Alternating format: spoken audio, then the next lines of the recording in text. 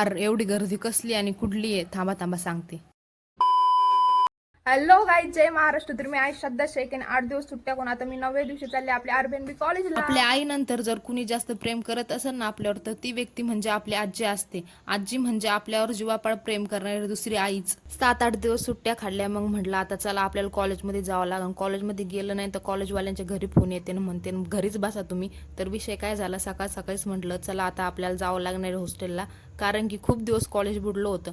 मग काय भावाला घेतलं आणि डायरेक्ट नाही घोडेगावला आले. घोडेगावात आल्याच आपल्या लालपरीचे आगमन झाले होते. मग म्हटलं आता चला आता घेऊ बसून बसमध्ये बसलो, तिकीट बिकीट घेतलं आणि व्हिडिओ काढायच्या ना आधी इकडे बघा काय झालं, डायरेक्ट तिकीटच उडून गेलं बाई आपलं.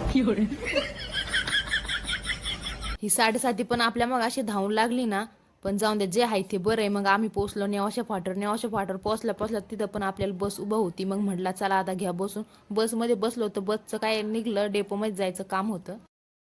इकडे डेपोत चालली काय गाडी आता? तिकडे लय वेळ लागतो, तिकडे लय वेळ लागणार आता. डेपोमध्ये गाडी जाणार आहे. मग म्हटलं तिथं अर्धा तास उशीर होणार म्हणजे होणारच आहे, कारण की डेपोमध्ये गाडी गेली ना अर्धा तास तिथं उशीर होतो म्हणजे होतोच आम्हाला. मरणाची हालवून आता यांचं काय नसते बरं की, गाडी डेपोत थांबती म्हणजे बसून इतकं बोर झालं ना, मग म्हटलं चला या मांजरीसोबत खेळू. आणि हे बघा ही मांजर काय म्हणते ऐका तुम्ही. ऐ मंगुडे. मग तेवढ्यात आपली बस आलती. मग बसमध्ये बसून घेतलं आणि डायरेक्ट श्रीरामपूरच्या दिशेने निघलो. आणि तेवढ्यात आपले हे बघा हे बाबा भेटले. येणे माझं भविष्य बघितलंय बघा. हे काय म्हणते तुम्ही बरं. पाय गा यश माझ्या हाताला पैसा आहे का? पैसाच लागत आयुष्यात आपल्याला. लहानपणी काय झालं लहानपणी झालता ऍक्सिडेंट. बाबासोबत गप्पा मारत श्रामपूर कधी आलंय आम्हाला समजलंच नाही. मग म्हणलं चला आता उतरावं लागतंय. श्रामपूरमध्ये पोहोचलो आम्ही ना, आता चाललोय आमच्या कॉलेजच्या दिशेने.